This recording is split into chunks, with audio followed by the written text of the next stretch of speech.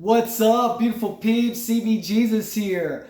Wow, it's still happy Halloween month, man. Yeah, it's all month, man. Like, there's a lot going on, right? Well, one thing that's going on right now is that I had the pleasure of being on an amazing docu-series from Michael Bay.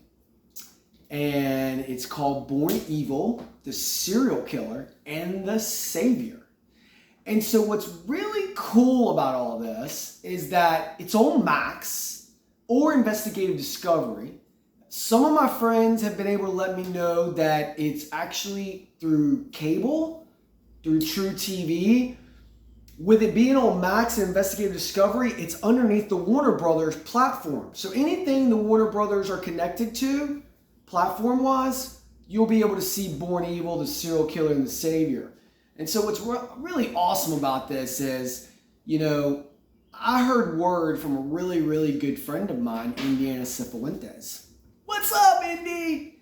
About what was going on with this project.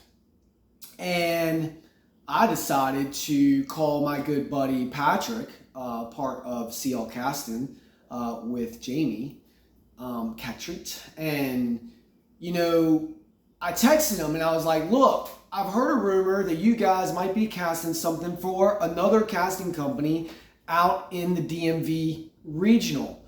And DMV is District of Columbia, Maryland, Virginia, right?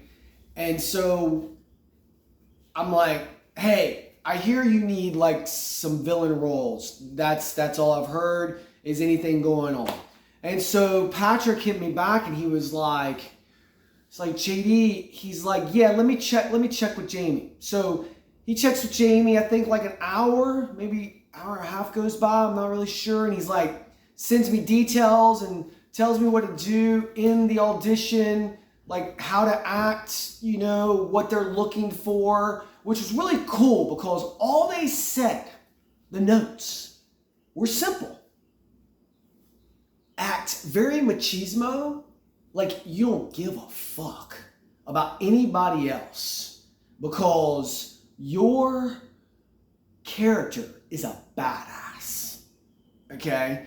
And so me and my good buddy Swifty, we went into the studio and we played around. At first, I didn't have a shirt on. That was pretty interesting, right? But then I was like, let me go find a cool Western shirt, put that on, and then go in like that. Because they said that they wanted me to enter the room like I owned the joint. You know what I mean? So it was so cool. Within like 24 hours, I found out that I was in the running. And then 2-3 days, maybe 4 days later, I'm in Nashville, Tennessee for New Year's Eve. And I find out that I land this really cool role. And this is a true documentary. This is Michael Bay's, one of his first ever docu-series. It became my good buddy Paul D. Hogan and Corey Turner's passion project with Michael Bay. And so they're all producing this. I got to work with Paul D. Hogan. He's an amazing director and an amazing filmmaker. And what he does is he grabs his crew from LA and then he meets us up in Baltimore, Maryland. And we start shooting with the other crew from Wonder Woman 84, DC, right? So this is all going on during the strike, So I'm non-union and I'm not a scab. So I can actually go and work on these projects where they need, very experienced actors to do these really cool reenactment docu-series that are really hot right now, especially in the true crime genre. I'm learning all this that like there are true Comic-Cons, like there are true crime Comic-Cons. Like, whoa, right? And so what ends up happening is I go up there for like a week. They treat me like a king. We became best friends. Like the family is gel. We're all gel together. We all keep in touch with each other. And all of a sudden, like we premiere on Labor Day weekend. So I filmed in late August of 2023. It debuted Labor Day weekend, September 2nd. First episode, boom, drop. Second episode, boom, drop. Back to back. Unbelievable. It was so cool because the prepping of the PR firm that Michael Bay and his wizards have amongst the entertainment world was truly astronomically amazing. I had not seen anything that I'd ever been on except one other project where I had made it into every publication known to mankind. And that was The Walking Dead. With Born Evil, our story was in Rolling Stone magazine, People, Hollywood Variety, Hollywood Deadline. I mean, we made Joe fucking Blow, people. And that's solid, right? There's so much other things that we made it. You know, all of a sudden, I'm seeing my mug face, right? My face, right? As this great savior. So my buddy Ian Kincaid plays the serial killer. And I play the savior, Jack Jesus Truitt. And the story goes kind of like this. Haddon Clark is one of the most evil people that walk this universe. That's why they call him Born Evil. He is a cross-dressing psychopath cannibal killer who has multiple personalities.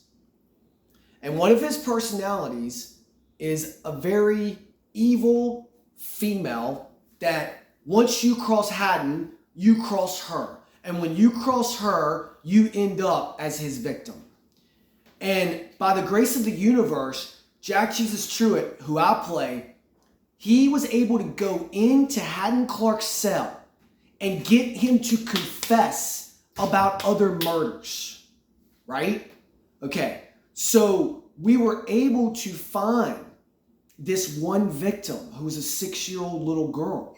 Jack Jesus Truitt actually did that, right? So I reenacted those scenes and many more scenes. And it's truly an honor to be part of this and be playing the hero, right? I'm not a villain. I'm actually a hero. I'm a savior that's not a villain, even though I was a savior that was a villain in The Walking Dead. You know what I mean? And so it was cool because Brooks P. Geyer was the other co-director and DP on this gig. And I had worked with him on Superfly in Atlanta. Brooks P. Geyer does all of Michael Bay's projects. Like, I'm talking like tons of them. And what I'm talking about is like from the Transformers to Ambulance to, you know, to Born Evil. And those guys knew so much how to shoot everything that we were in and all the other scenes. It's truly a cinematic masterpiece. And it's bone chilling. And it's gnarly when you're talking about stomach wrenching. But you have to hear the testimony to understand that Jack Jesus Truitt had to stand up to this guy and literally make him his bitch. And when he did that, because Ian Kincaid, who plays Haddon Clark, had to look at me because I looked like Jesus. And so he starts mumbling and he starts going, oh my God, oh my God, oh my God, you're Jesus. Oh my God, Jesus. Oh my God, Jesus is in my cell. Oh my God, I've got to talk to Jesus. I got to confess to Jesus. So he's always talking to himself, right? And so the direction that Paul D. Hogan and Brooks P. Geyer gave me was insanely awesome. There's one scene where I literally, it's movie magic, I literally have to pick up Ian, slam him up against the freaking fence, right? Wooden fence. It's like really tall. And I pick them up and I raise them up really high and I'm choking them, right? And the FBI guy is right next to me watching everything happen. And he's like, all right, man, you know, you got to get off of him. You know what I mean? Because, like, there's scenes in this where I want to kill him. My character wants to brutally murder Haddon Clark because he is one of the most evil people that walks on this earth. And what's even scarier, he's eligible for parole. He's only been convicted for one murder that has stuck. And that's where he's got 30 years, right? He's got 30 years. But he didn't get caught until he was older, right? So I think he's going to be like 69.